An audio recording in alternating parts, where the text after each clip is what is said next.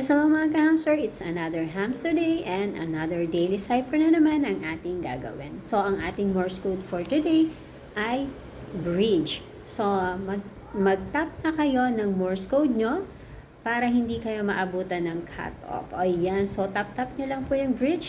Ilalagay ko po dyan yung Morse code para ma-type nyo or ma-tap nyo si Morse code dyan kay hamster. And na-check nyo na rin po ba ang inyong playground? Nakapag-bike na ba kayo kasama si hamster? Kung hindi pa, i-click nyo lang yung button dyan sa baba. Yan bagong na-add. Yes, merong bagong na-add na button at yan ay ang playground at makakasama nyo sa pagbabike si Hamster Combat. So, ayan, i-enjoy nyo ang ride a bike nyo kay Hamster Combat. At may chance kayong makakuha ng key.